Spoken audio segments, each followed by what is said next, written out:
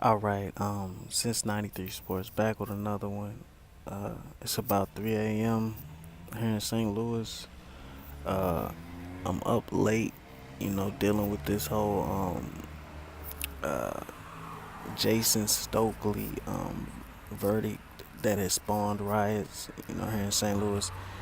After everything's calmed down, I'll be able to give a little bit of insight into, my involvement with the whole situation, but I can't disclose that information right now. But anyway, I like to do a video about the Charles, my bad, the Erickson, the Hammer Lubin versus Jermell, the Hitman Charlo. I believe that's his nickname. Could be wrong. Could be his brother's nickname, but anyway, this fight is intriguing.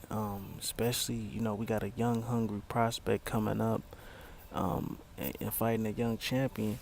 Um, I don't know if this is a winnable fight for Lubin.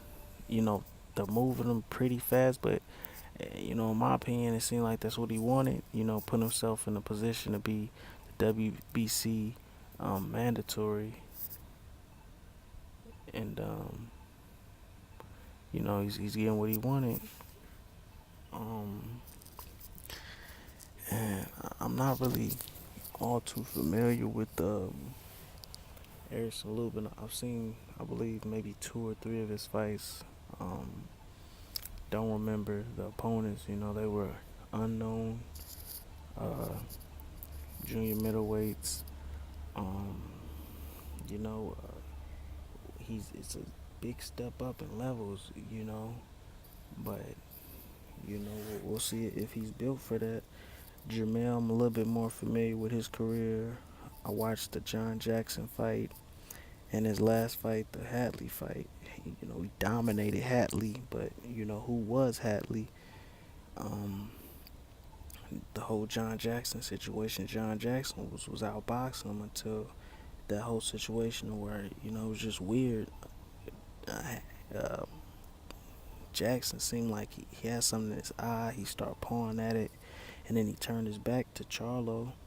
You know, Charlo, being a professional, hopped on him, and got him out of there. But he was in trouble. Uh, uh, Jackson was just outboxing him. If Jackson had the power that his father possessed, the way he was landing on Charlo, he might have been able to get him out of there. But Charlo has switched trainers ever since he got with Earl Spence's trainer. I believe his name's Derek James. He's been sitting down on his punches more, and he's been way more powerful. So um, we'll see if that is a factor. With that stiff jab and that right hand that he possesses, man. Lubin's gonna have to be very crafty in there to get under that. You know, um, he's gonna have to use some pressure, some movement. I don't know if he can outbox Charlo, so maybe he had to use more pressure and finesse him. And land his big shots. But I don't know, man. This is what champions are made of. Everybody, got that big step up. At some point, all these great fighters were underdogs. So maybe this is Lubin's coming out fight, or this is an opportunity for Charlo to show that, hey, I'm the man here. But at the same time, Charlo got more to lose than Lubin. If Lubin loses to Charlo, a lot of people could just say, it was too soon.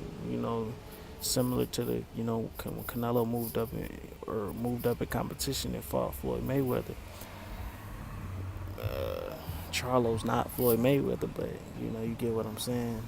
But Charlo loses to Lubin. Lubin gains all the juice that Charlo had. So, I don't know. Jermell's gonna get credit for beating Lubin. A lot of people are holding, Lubin into a high regard. So, um, it'll work out for him. Um, eventually he's gonna have to fight Lord, man. At some point, it's gonna get to a point to where, you know, maybe Andre, and then like who else is there for him? He smashes Hurd. Either way, you know, Hurd probably gonna lose to Austin Trout. I don't understand why Laura versus Gusha or whatever the guy's name is the headliner. When Erickson Lubin versus Jermell Charlo should be a headline. You know, maybe where Landy Laura, you know, fighting Canelo, you know, maybe he has a bigger name, he's more known, but, you know, that's the fight that's the most intriguing on the card, you know. That should be headlining in my opinion. Um, I really wish the Lord versus Andre fight would have got going. And Andre's always, you know, showing up people's press conferences and, you know, all this talk, and these fights, you know, just not getting made. So I don't know.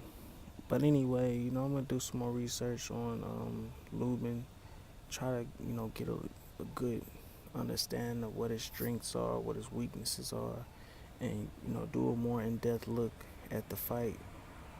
Um, but right now, you know, before I do any research or anything, just going off of, you know, what I know at the moment, you know, I got Charlo as the favorite. I think, you know, he stops him, you know, but I do some more research and I have a more definitive breakdown of the fight. Since 93 Sports, make sure you like, comment, and subscribe, and hit the bell icon to get alerted of, you know, when I drop new content. Since 93 Sports out.